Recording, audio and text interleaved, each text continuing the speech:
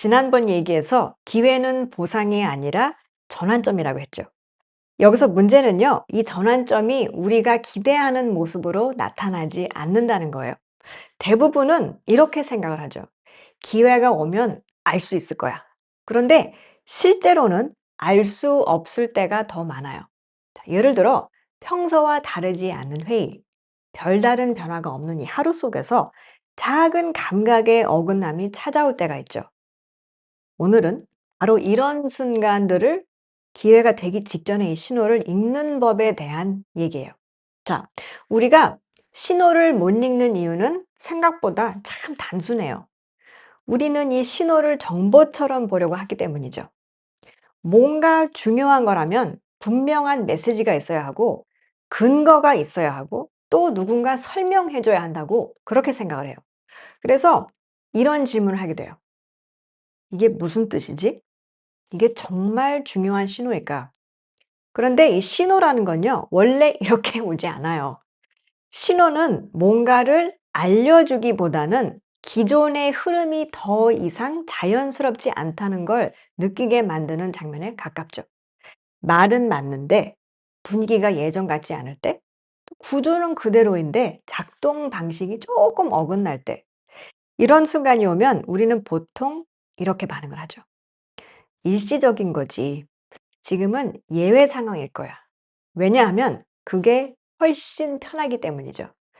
우리가 이 신호를 인정하는 순간 우리는 뭔가 다시 봐야 하고 판단을 유예해야 하고 아직 이름 붙일 수 없는 이 상태를 견뎌야 하거든요. 그래서 대부분의 신호는 정보가 아니라 불편함으로 먼저 나타나죠. 그리고 바로 이 지점에서 많은 기회들이 조용히 그냥 스쳐 지나가요.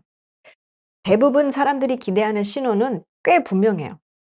명확한 메시지, 눈에 띄는 변화, 이제 움직여도 된다라는 그런 사인, 다시 말해 확신을 주는 신호를 기다리는 거예요. 그런데 실제로 중요한 신호들은 거의 정반대로 나타나죠. 확신을 주지 않고 오히려 헷갈리게 만들죠. 예를 들면 이런 거예요. 사람들은 기대를 하죠. 기회라면 반응이 더 뜨거워야 하지 않나? 하지만 실제로는 반응이 조용해지거나 애매해지는 경우가 더 많아요. 질문은 막 늘어나는데 결론은 나지 않고 또 관심은 느껴지는데 추진은 미뤄지는 그런 상태.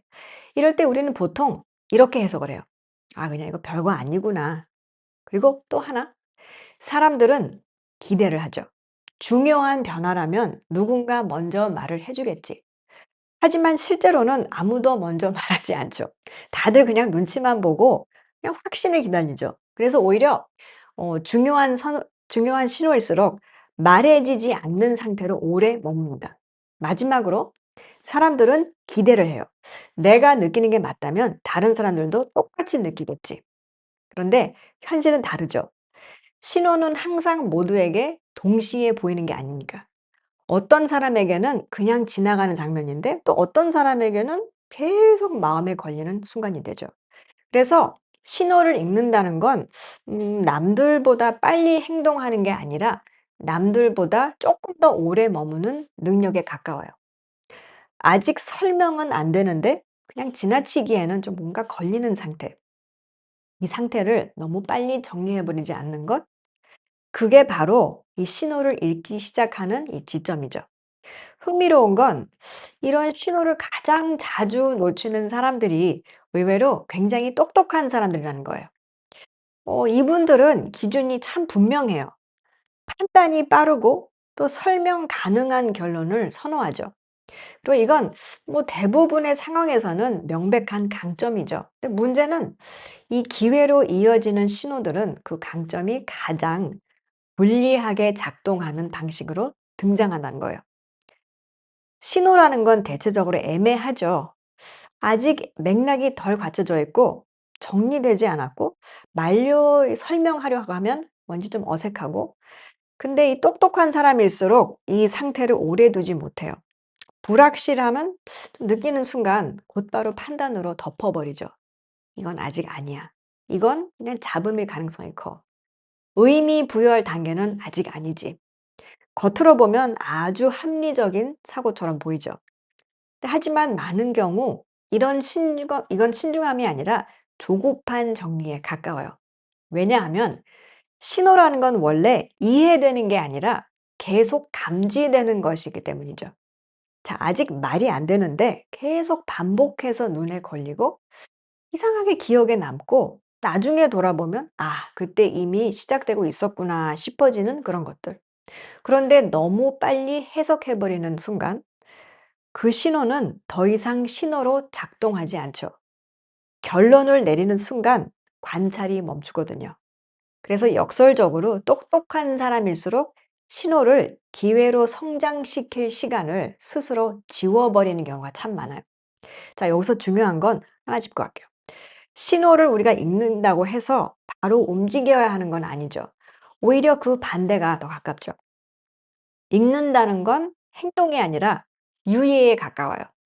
해석을 조금 미루고 결론을 서두르지 않고 가능성을 닫지 않는 그런 상태. 많은 사람들이 읽는다는 걸 곧바로 결정한다고 착각을 해요. 하지만 실제로는 읽는다는 건 아직 선택하지 않는 능력이죠. 아직 이름 붙이지 않고, 아직 방향을 고정하지 않고, '이게 뭘까?'라는 질문을 조금 더 열어두는 것.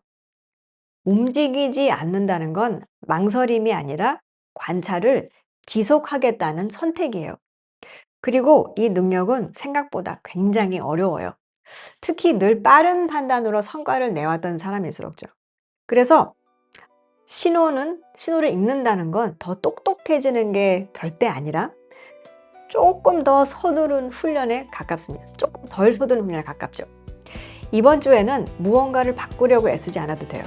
결론을 내리거나 방향을 정리하거나 의미를 이렇게 만들어내지 않아도 괜찮아요. 대신 그동안 그냥 지나쳤던 이 순간 하나를 조금만 다르게 바라보셔도 충분해요. '이건 뭐지?' 라고 정리하지 말고 '아직 모르겠네' 라는 상태로 잠시 그냥 두는 것. 그 전까지는요, 너무 빨리 해석하지 않는 것만으로도 충분해요. 기회라는 건 항상 움직임으로 시작되는 게 아니잖아요. 가끔은 아직 판단하지 않는 채로 그 자리에 남아있는 것, 그 자체가 이미 다른 선택이니까요.